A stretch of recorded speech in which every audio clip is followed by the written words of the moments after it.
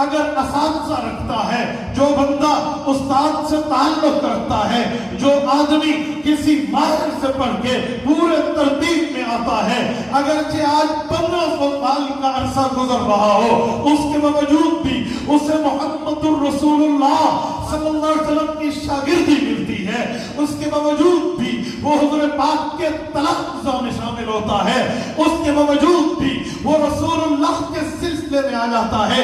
اسی لیے کہتے ہیں نسبت مصطفیٰ تو بڑی چیز ہے، جس کو نسبت نہیں اس کو کچھ بھی نہیں۔ حضرت بلال رنگ کے اگرچہ سفید نہیں تھے، وہ ایتھوپیا سے چلے تھے، حبشہ سے چلے تھے، وہ حضور کی خدمت میں آئے تھے، اگرچہ قومیت نہیں ملتی تھی، لسانیت نہیں ملتی تھی، ان کی زبان نہیں ملتی تھی، ان کے معاملات نہیں ملتے تھے، لیکن ایک چیز ملی تھی، اس نے زانو تلمس محمد الرسول اللہ کے سامنے بچھائے تھے۔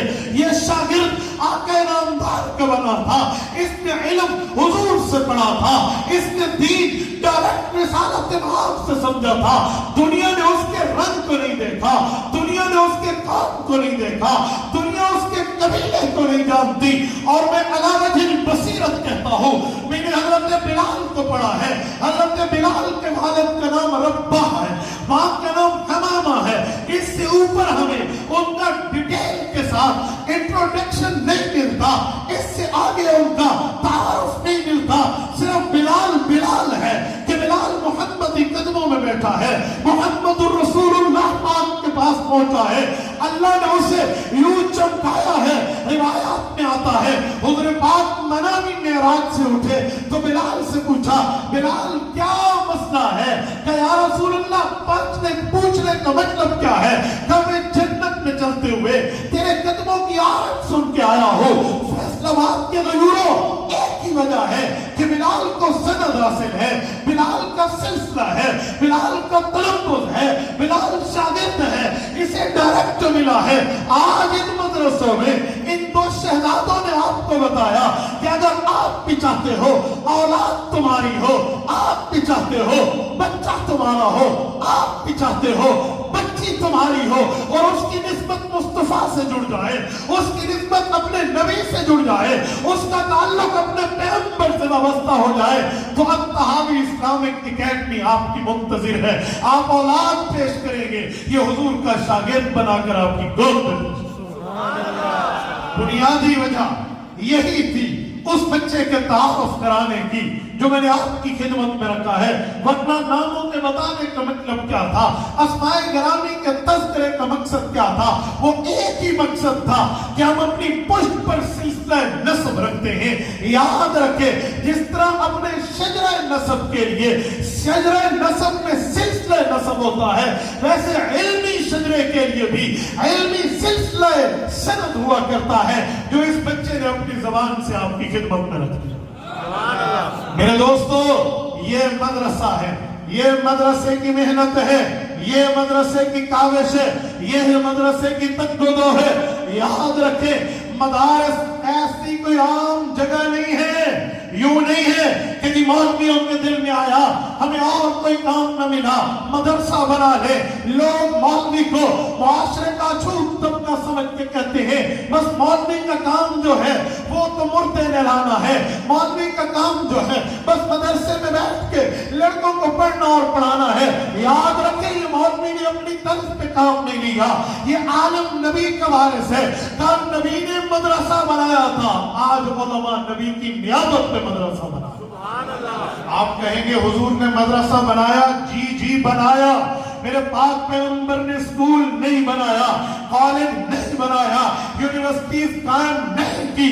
میں یونیورسٹی کا مخالف نہیں ہوں، میں کالج کا مخالف نہیں ہوں، میں اسکول کا مخالف نہیں ہوں، میں نے یونیورسٹی ٹاپ کر کے پڑھی ہے، لیکن بتانے کا مطلب یہ ہے کہ آج جو نظریہ یونیورسٹی سے ملتا ہے میں اس نظریے کا مخالف ہوں۔ جو مائنڈ سیٹ مجھے کالج دیتا ہے میں اس مائنڈ سیٹ کا مخالف ہوں۔ اس بنیاد پہ کہہ رہا ہوں، میرے پاک پیغمبر نے اسکولز قائم نہیں کیے، کالجز قائم نہیں کیے، یونیورسٹیز قائم نہیں کیے, انسٹیٹیوٹ قائم نہیں کیے, ٹیوشن سینٹر قائم نہیں کیے.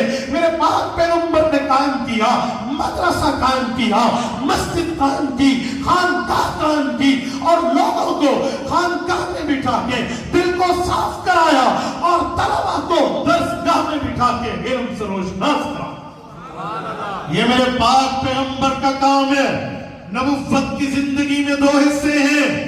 ایک حصہ نبوت کی 53 سالہ زندگی پہ مشتمل ہے جسے مکی دور کہتے ہیں. یہ بھی مدرسہ میں خالی نہیں ہے. نبوت کی دوسری زندگی کا حصہ مدنی دور ہے.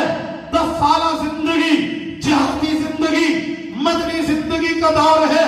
یہ دور بھی مدرسہ بنانے سے خالی نظر نہیں آتا. میں دونوں کو پروف رکھتا ہوں آپ کے سامنے. میری بات میں لچک دیکھیں, ویکنس دیکھیں, کمزوری دیکھیں. آپ میرے اوپر ابجیکشن کر سکتے ہیں. رب نے آپ کو علم دیا ہے, عقل دیا ہے, سوچ دی ہے, فہم و فراست سے رب نے آپ کو متمتع کیا ہے. ان علوم سے اللہ نے آپ کو روشناس کیا ہے. آپ سوال کر سکتے ہیں, لیکن میں دلیل دینے لگا ہوں. توجہ رکھنا, انشاءاللہ ڈکشن کا موقع نہیں ملے گا.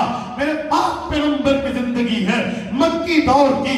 رسالت میں آپ نے مکہ مکرمہ میں مدرسہ قائم کیا ہے جسے دار ارقم کہتے ہیں. یہ دار ارقم حضرت ارقم بن ابی ارقم رضی اللہ عنہ کے گھر میں حضور نے مدرسہ قائم کیا ہے. اس سے سمجھ جائیں کہ اگر کہیں علماء کرائے کی جگہ لے کر مدرسے کا کام کرتے ہیں تو ان کی پشت پر نبوت کے اس مدرسے کا فلسفہ ہوتا ہے, نبوت کے اس عمل کی بنیاد ہوتی ہے. حضور پاک صلی اللہ علیہ وسلم نے دار ارقم قائم کیا ہے. اس دار ارقم نے اعلان نبوت کے بعد ہجرت نبوی تک 13 سال امت کی تعلیم کے لیے یہ دار ارقم مرکز بنا رہا ہے. میں ایک تبلیغی جماعت کے گھرانے میں بیٹھا ہوں.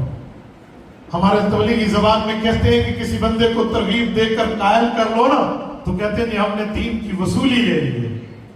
تو میں وصولیاں دکھانے لگا ہوں کہ دار ارقم نے اسلام کو وصولیاں کتنی دی ہے, دار ارقم کی رسیدنگ کتنی ہے, دار ارقم کی محنت کتنی ہے.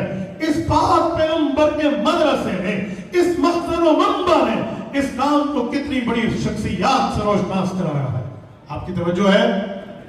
یہ اتنے دوست بیٹھے, آپ کی توجہ ہے؟ جی جزاک اللہ. سنیے, اللہ تعالیٰ آپ کو مکہ مکرمہ لے جائے. آپ مکہ مکرمہ جائیے. جس وقت آپ طواف کر لیں گے عمرے کا, پھر آپ کو سعی کرنی ہے. صفا کی پہاڑی سے مروہ کی پہاڑی کے درمیان 7 چکر کاؤنٹ کر کے آپ نے لگانے ہیں. یہ جو صفا مروہ کی سعی ہے, یہ جو صفا مروہ کے درمیان دوڑنا ہے, جب آپ طواف سے فارغ ہو کے صفا میں انٹری کریں گے, ابھی آپ کی انٹری نہیں ہوئی